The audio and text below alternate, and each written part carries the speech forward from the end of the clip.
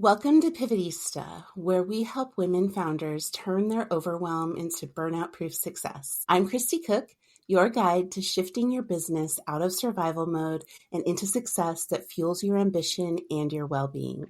Today's guest knows a thing or two about making bold moves, especially the kind that require trusting yourself even when others doubt your path. Aleks Anderson is a lawyer, owner of Anderson Legal in North Carolina, and mother of two young children whose pivot from corporate law to founding her own law firm was inspired by two powerful forces: the birth of her first child and a lifelong desire to do things her way.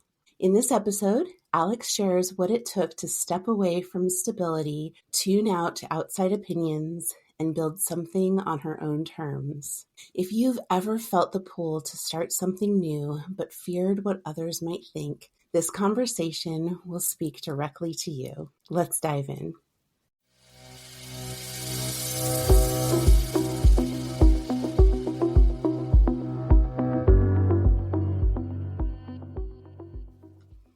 Hey, Kristy. Hey, Aleks. I'm so glad to have you here.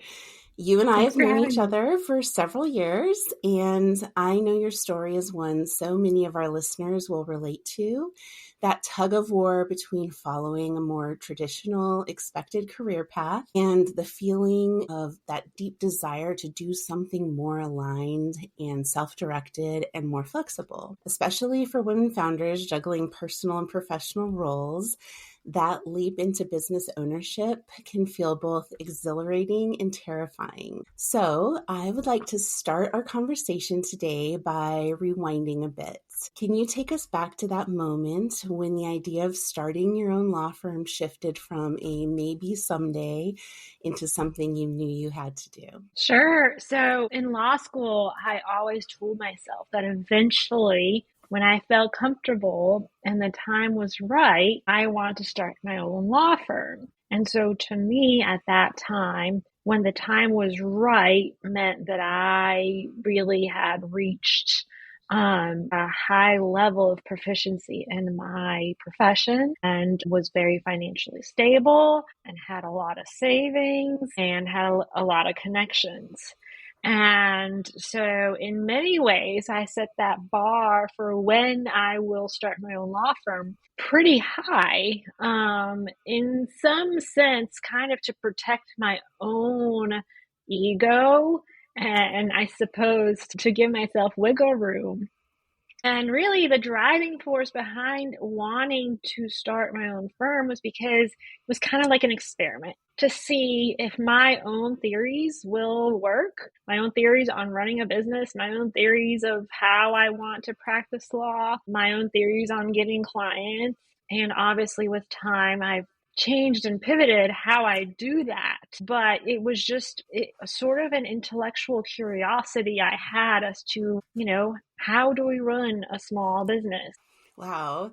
Well, and I love that you also brought up the idea of the experimentation that goes into running a business. I think there is a big misconception occasionally that day one, we have to be perfect at these businesses that we're starting and successful right away. Otherwise, we've failed. And what doesn't get touched on enough, in my opinion, is how much trial and error goes into starting a business. Exactly, yes. Yeah, can you talk to me a little bit about how you've run into the need to kind of try things out and experiment with new things and what that journey was like? Because you're how many years now into your law So firm? we are almost a 6-year-old law Wow. firm. So it has certainly been a trial and error experience. And I think that initially I went into it having read many how to run a law firm books, how to run your own business books, listening to many entrepreneurs, podcasts. And I had this idea of, I didn't have many connections. So let's try online marketing. Let's have that be the how I get my clients. And that didn't really work because my budget was too small. So I had to pivot how I do business and get out there. and make those connections. And at that time, I really had very little networking experience. I'm an introvert, and networking never sounded like something that I wanted to do, and just always steered clear of it. And so there was that realization of, well, girl, if you're going to do it, you are going to have to hit the road and go into these meetings. So that was one big change. And also kind of starting out, I wanted to have all my processes in place. I wanted to have all my SOPs written, and everything kind of preset for the next decades to come. And I quickly realized that I spent a lot of time writing these and setting up these processes that really became obsolete not too long after having been done, because reality was very different than my theoretical law firm. And so I realized that in some sense, you kind of have to figure things out as you go. And that's okay, so long as you're being responsible, making sure your clients are being taken care of, doing things right by your clients. It's okay to change things up. It's okay not to have them right from the start. Yeah. I'm wondering too, you started off by talking about that you'd read all these books on how to start a law firm, how to grow a law firm, how to grow a business. You came into it with your own ideas. And, I think a lot of us female attorneys tend to be a little type A. So it makes perfect sense that, of course, you wanted to have all of these SOPs and, procedures, everything in place, nice and tight. It's also the lawyer in you as well, something to grow from. But how empowering was it to let go? Because I think sometimes when we set all of that up in our mind of how things have to be, it's also a way for us to, use our perfectionism as a delaying tactic. Because, we're intimidated, there might be a little bit of fear. So I'm wondering, one, if you experienced that, and then two, how freeing was it? I'm assuming it was freeing to just kind of fight against those natural tendencies and just say, oh, I'm going to figure it out as I go. Initially, it was very difficult. That first leap was very, very difficult because I was always, of the mindset, well, if it's not perfect, you haven't reviewed it 100 times. And if you're not following the procedure, then why do it? And sometimes done is better than perfect, because if you aim for perfect, you might not get there. And that was a lesson that really took me a very long time to achieve. I think I went back and forth as far as that being acceptable for the better part of 3 years, the first 3 years. And I really spent a lot of additional time ironing things out to make them perfect. And it wasn't until I got a business coach where he really walked me through that idea, it does not have to be perfect. The 80-20 rule, that extra bit is not going to make a difference really. And so that was a major learning curve for me, that at first I understood it intellectually, but you also kind of have to absorb it and let that become a belief of yours. And that took me a very long time. Yeah. And it's so opposite of what we're trained to do as lawyers. So doing that for ourselves, I know, can feel frustrating and scary. But it allows you then to redirect that energy to the areas where you do want to get as close to perfect as possible. In this case, the legal work that you're doing for your clients. Absolutely. Yep. And so you've mentioned the importance of, summoning up the bravery to get out and network to grow your business locally. So, law firms in particular tend to network locally because you're licensed in a particular area. But then you also spoke about bringing in a business coach. And so it sounds like you were building this beautiful little community around you. And so I'm curious, how does community then and now shape your business success? So in many ways, that's kind of the big picture answer to my business success, in that not only is that how I get my clients, and therefore can practice law and bring in the funds and pay my people. But also, I go back to the community when I need a vendor, when I need a bookkeeper, when I need a CPA for my business. And I go back to my community when I need an expert for one of my cases. And so really, it's the foundation of my business. It's the operations of my business. And in many ways, it's how I provide my services. And I was lucky enough to really get myself pretty well positioned in a large group of business owners, local business owners in the area from the start. And so they have really helped me build the foundation of where I am today. Yeah, and I'm wondering too if it's also helpful for those moments where, you're stuck on something, you're overwhelmed by whatever the stressor is of the moment. Sometimes it's hard to push through those moments and kind of focus and come up with a solution that might help.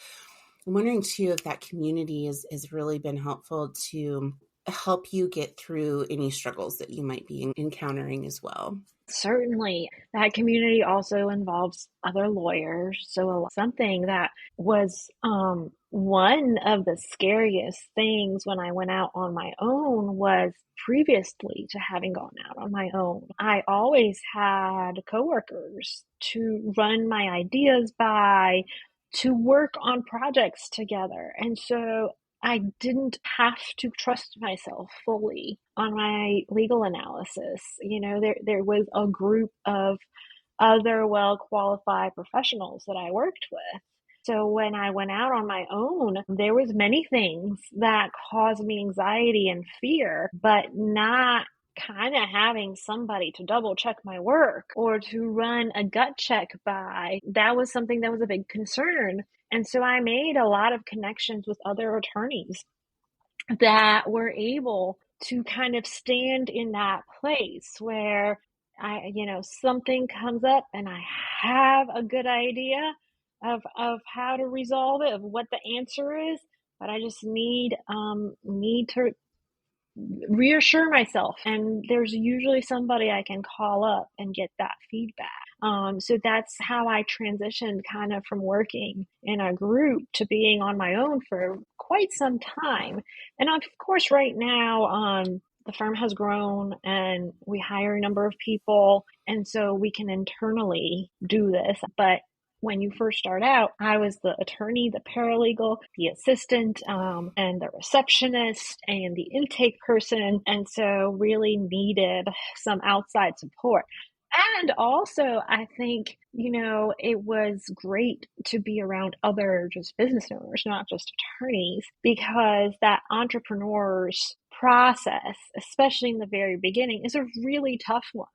And so it's nice to have somebody to listen to you and to understand that you're not the only one dealing with these problems, and you're not the only one having a hard time picking the right software, and you're not the only one having a hard time figuring out the best payment terms for your clients. And it really ultimately, we're not alone and we need to use those resources. So it sounds like you really found your voice in all of this. You're still an introvert. You're always going to be an introvert, but you really found your voice in a way that works for you, but still gets you out there to help build your community and build your client base, but then also have people to bounce ideas off of and problem solve with and just vent to. Absolutely. Yeah. Yeah. Yeah, it's so important for business survival as a founder to have those Definitely. outlets, even as you've grown your business. Absolutely. And Kristy, I think it's important to keep in mind that in your community, it is a two-way street, in that sometimes I'm the one venting and I'm the one who needs the support. But you also need to keep in mind that you have to give back. And so you have to be somebody else's shoulder to cry on, because that's how a community forms its bonds. And so I try to keep that in mind, that I've gotten myself to a certain place And when I do come across somebody who's maybe not been in business for as long or has some struggles that I've overcome, I certainly try to give back to them as a pay it forward sort of tactic. Yes, yes, so important. That's with the support, that's with referrals. You're just building trusted people around you. It pays dividends, not only in your business, but just personally. It's Absolutely. so helpful to have people to support you, and then how empowering to know that you're now in a position where you can support others. Yeah. And I enjoy it. Yeah, yeah. Well, you had mentioned that becoming a mother was one of those initial sparks that pushed you towards being willing to take the leap into starting your own law firm. I'm just wondering, for all the other moms out there that are listening, how has motherhood shaped your definition of success when it comes to running your business? That's an excellent question. And I have to say, I think my definition of success is ever shifting. But I think that right now I stand in a position where, to me, success means I feel safe and I feel supported and stable. And those are three simple words, but there's so much more to each of them. So many people take success to mean making a lot of money. And the truth of the matter is, yes, that's part of it. You need to make enough money to feel stable in where you are. But that's not it. You need to have the time that you can devote to your children. Pick them up from school, go to their events at the school, make sure that you have enough time to just have that free time together, and make sure that they have enough time to talk to you. But also, I think that I used to think of success not only monetarily, but but in a way where, my name was known in the state, say, right? Or somehow being famous in my own realm. And that's not necessarily what I see as success right now. I think that I see success as simply being comfortable with being myself. And I don't necessarily need all that much notoriety or recognition, but it's stability and knowing that I can devote time to my business, that I can devote time to my children. And a big part of that has been a very supportive spouse who makes sure that we split up our responsibilities as equally as possible. That if I do have something important going on at work, that he takes the time to step in, and vice versa. And so we have a joint calendar hanging on the refrigerator. And if there's anything that will require some changes to our daily routine, we make sure to put that down there and make sure that if one has something, the other one does not. So everything is covered at the house. So it really helps with all the juggling because you have two little ones. Yes, I have a 6-year-old and an almost 2-year-old. So shared calendar and supportive spouse. And then what other tips can you share about other ways that you can help keep, what's truly your definition of success in mind and set up those boundaries around that for yourself while you're running the business? So I think in my particular case, it took a while to get to this point, but really being able to hire my staff and to outsource certain items to professionals has gone a long way because, like I said, initially you wear all the hats and that's not sustainable. And if you choose to grow, those hats become bigger and they become too heavy. And so I had to learn to delegate and figure out, what makes sense to outsource to a vendor. What can I trust my team with? And being okay to give my obligations to somebody else and trust that they will get it right. And so when I hired my first associate, he was turning stuff in and I was redoing it all and spending probably 3 times as much time as I would have writing it in the first place. And after 7 months, it was like, we're going nowhere. What's going on? And so I really had to learn that, I have to require some independence of my staff. And also, I need to make sure that I'm trusting them to do what I hired them for. So really, so much of my success has been the ability to delegate and trust that process. And that's really hard because our business is our baby. And then you add in this sort of second layer of fiduciary duty as an attorney to your clients, plus reputational harm. And we're trained as lawyers to always think of worst possible outcomes. So our brains are constantly working that way. How did you finally summon up the courage to truly delegate? Was it because you burned yourself out doing all that extra work, or what allowed you to finally let go a little? I think I finally came to the conclusion of, what did I hire this person for? That was one thing. And there was an important lesson that I learned early on. And this was actually before I hired the first associate. I hired an assistant who I worked with previously at my previous law firm, and she had retired. She was working retail. She said she never wanted to go back to doing law again. And I called her up one day saying, hey, I need some help right now. Would you be willing to work for me part-time? And we did get started pretty soon thereafter. And when she came on, I knew how she worked, and we kind of agreed on how we were going to be doing things.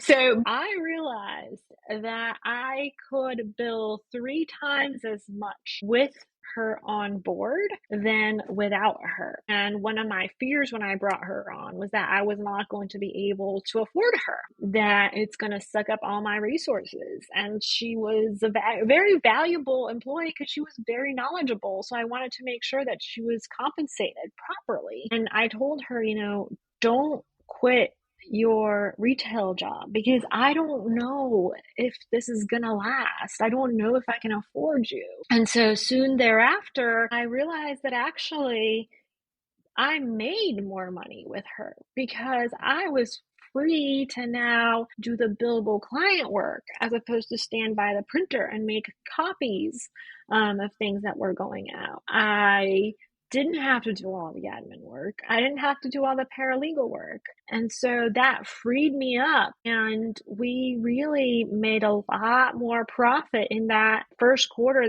that she was hired than we did in the first 3 quarters that we previously had been in existence. And so that was a really good lesson for me to learn. It's the kind of thing that you always read about, and it's hard to trust. And so I think I was very lucky that it became so obvious to me early on.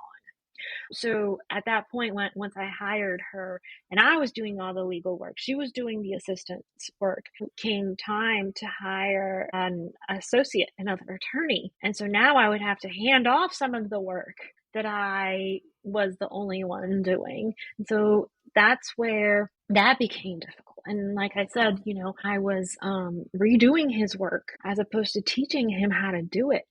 And through some research and going back to my community and talking to my community as to how did you onboard your first employees, I kind of came to the conclusion of I have to put more on him.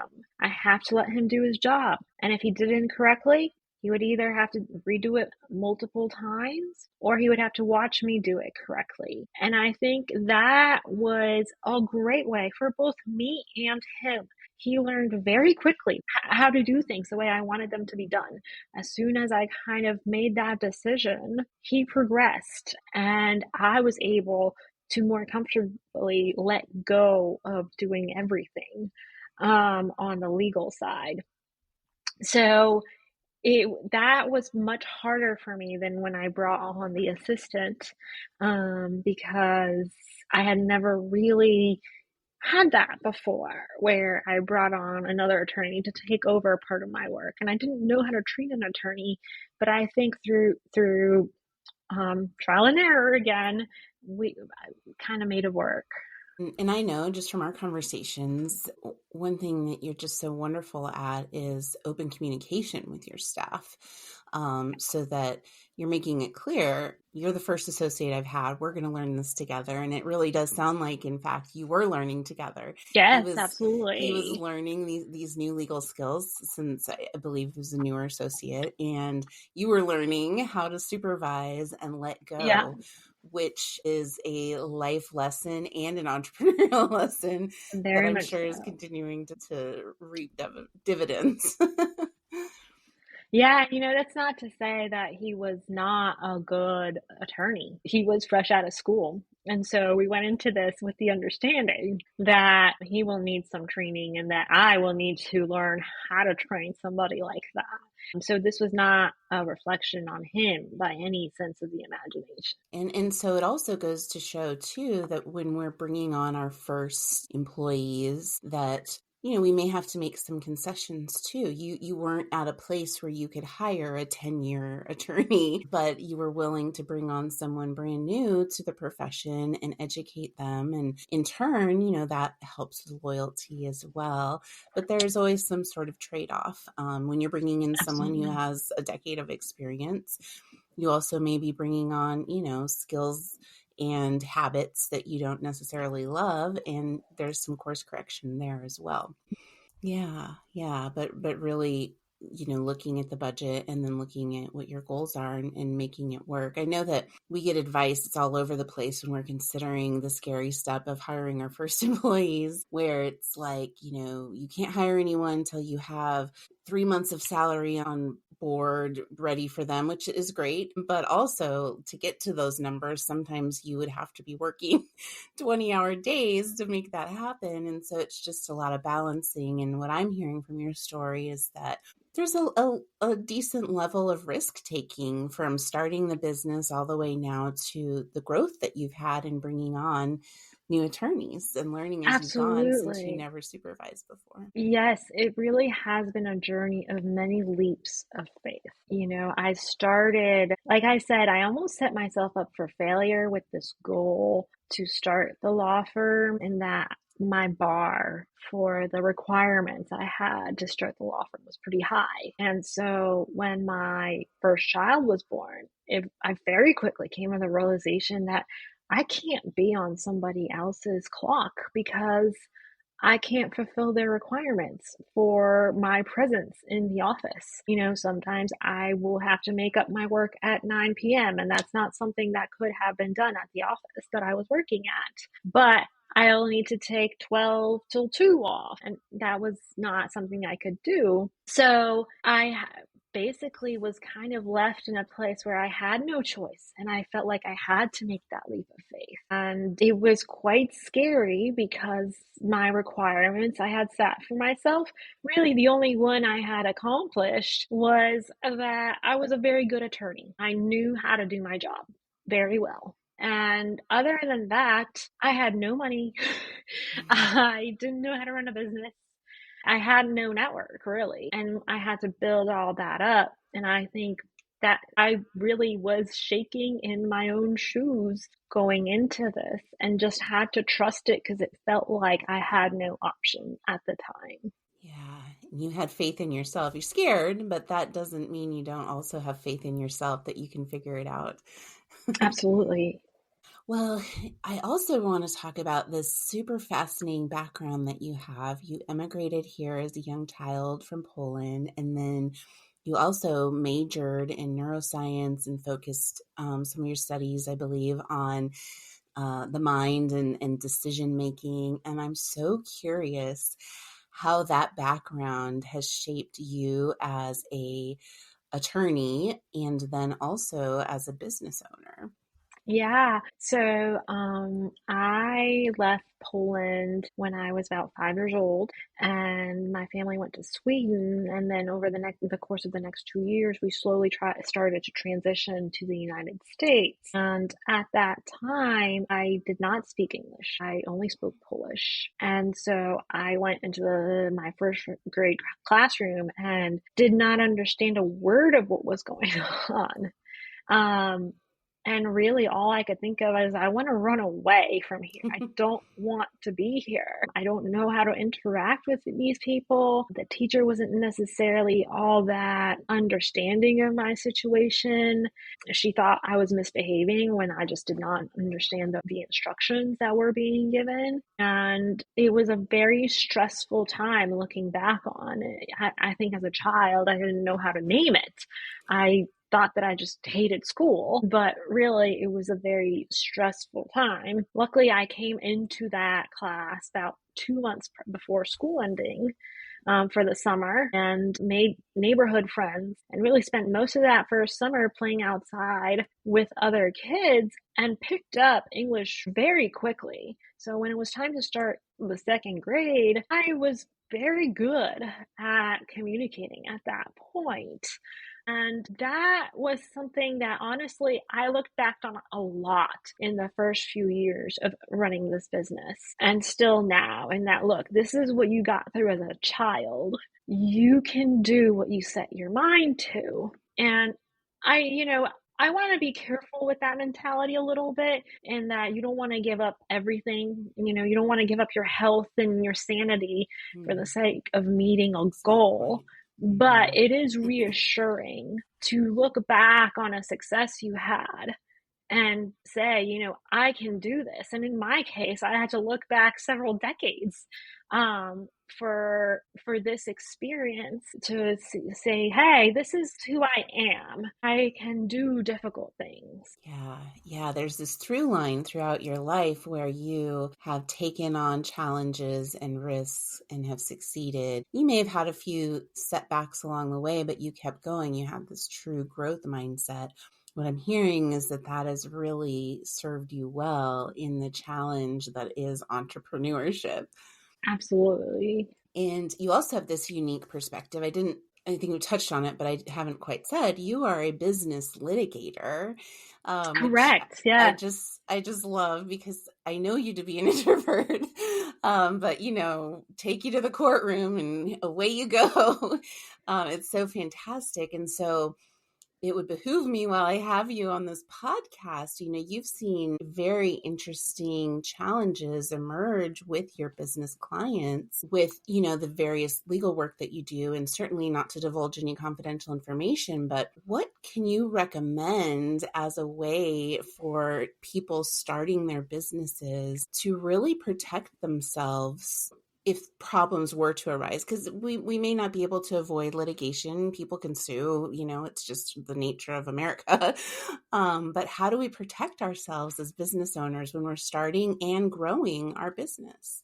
Absolutely. So I think really the best thing that you can do from a business risk management standpoint, so that's not necessarily risk management with respect to the industry that you're in, but risk management with respect to your business partners and the operations of your business. And that's go into it with an operating agreement, with your trademarks, with the documentation that you need to have an agreement between yourself, your partners, and the rest of the world as to how this business will function. Very rarely do we see clients who are in deep legal trouble who have a well-written client contract, who have a well-written operating agreement, who have their registrations well set up, who have strong subcontracts, because those good contracts provide kind of the rules of the road. They tell you what happens when an issue arises. And so it becomes easier to get all that resolved. Oftentimes, the clients that end up having to litigate are because the issue is not resolved according to the contract, in that the contract does not provide guidance in what happens in this situation. And now we have to piecemeal certain elements of the contract to see if that can apply to this situation. We have to look to the law. We have to get very creative. And so a lot of business owners, they focus on business development, on their brand, on their finances, and all that is very, very important. but your legal foundation, you can't skip that part. I think that until you see a situation transpire where you don't have a strong client contract and your client or customer is upset with you, you won't understand the value of having that. And so all too often, business owners say, well, I'll just save that money for later once I'm bigger. That'll be the time to get all that done. I don't need it right now. And you do, because you don't know what you're up against. Yeah, and so often, yes, there's sticker shock often on legal fees and any professional fees when you start hiring that out or looking to hire that out for your business. But I think we've both seen in our experience that when you don't take those steps to shore up your business through these various ways to protect yourself, contracts, insurance, registrations, etc., and fallout occurs on the back end, it is so much more expensive to try and fix what you should have done from the beginning. And then the other thing too is that when you have those documents in place and those protections in place, and they're done by experts that have helped you, then when you do take risks, like some of the ones we've talked about in today's episode, you can have a little bit more relief. Like, hey, I know I'm protected. Absolutely. So I can be a little bit riskier because I've done the work to shore up my business. And now I can take these plunges into something that I'm a little nervous about. Yes, definitely. So, speaking of your legal practice, please tell us a little bit about Anderson Legal and if there's anything you'd like to promote today. Sure. So we are a North Carolina law firm. We practice exclusively in North Carolina. And we really mostly are a litigation law firm. We mostly handle disputes. And our most frequent clients are local small businesses and then homeowners who need some help with construction defects. So right now we are 4 attorneys and 2 assistants, and we keep on growing that number. Which is amazing. Looking back when you started your firm, and you and I kind of started our firm around the same time. I've obviously since walked away from practicing to pursue business coaching. But when you think back to when you first started your business to where you are now, I assume you planned to grow your law firm over time. But what is your big takeaway for the trajectory from that day one until now when you think back on it? I think that the big takeaway is to take things in small steps, in small bites. Look at what is the shortest route to improving where you are right now. So, what's kind of your biggest concern right now? And figure out how you can improve that situation. Maybe you can't resolve it all the way, but perhaps you can improve that situation. And so I always have long-term goals, but on a day-to-day, on a week-to-week, I really try to focus on those smaller bite-sized goals. And that has been a very effective way of getting to the next milestone in my revenue, really focusing on the means to achieving my goal. And it sounds like a great way, focusing on the small bite-sized pieces, to also not overwhelm yourself with Yes. the entire vision of what you're hoping to become. Yes. And so for those business owners that are just starting out, or maybe, I tend to work with people who are 1 to 5 years into their business, who are at some inflection point. They're feeling overwhelmed. They're looking to bring their first staff on. They're looking to add product or service, whatever it might be, but they're just feeling stuck and overwhelmed by it. Mm-hmm. I know that you've been in that same place as well. Any other tips to share on combating that inflection point that is maybe bringing on some overwhelm? I think that this is happening to me less and less, but certainly in at least the first 3 years, I would have these days where it just felt like, I have so many things I need to improve in my business right now. And how do I handle all this? And it really helps to write it down. Just sit down and write it all down. And then once you've written it all out, number it. What's the number one thing that will make the biggest difference for your business right now? Or what's the number one thing that getting it resolved will be your biggest relief? And sort of getting that out on paper and taking it out of your brain makes it seem more manageable, because if you have it all in your mind, it's bigger than it really is, because you're not necessarily understanding all that you have to do. So writing it down, taking those small steps like we talked about to getting that solution. And honestly, I think one of the best decisions I made was getting a business coach. It felt like a major expense, like a huge expense. It felt like it was superfluous at first. Like it was the cool thing to do, but do I really need to do this? And it paid off in so many ways. I really think that getting a business coach, and I'm not just saying this because I'm doing a podcast with a business coach, but it has been one of my best decisions when it comes to running my business, because they see this many times a day, the same thing that you're dealing with. And they have the experience and the know-how of how to resolve this. They've done it before with other people. And they can also provide you feedback of how big of a deal is this, and a lot of times as an entrepreneur, you feel kind of lonely, right? And I think that a business coach is a very reliable source to kind of help you along. Yeah, it's so true. So writing it down, getting it out of your head so it stops circulating, taking small bite-sized pieces out of the puzzle instead of focusing on the whole big picture, and then having a business coach as a sounding board to help you think through all of it, help you stay focused, be honest without judgment, helping you grow your business. Such wonderful takeaways. Thank you so much for sharing that. I have absolutely loved this conversation with you today. And I hope it reminded our listeners that the path to burnout-proof success doesn't have to look like anyone else's. Whether you're navigating motherhood, entrepreneurship, or the weight of other people's expectations, Alex's story is proof that clarity, courage, and community make all the difference. Her reminder to build your community, build your own tribe is one that we can all carry forward.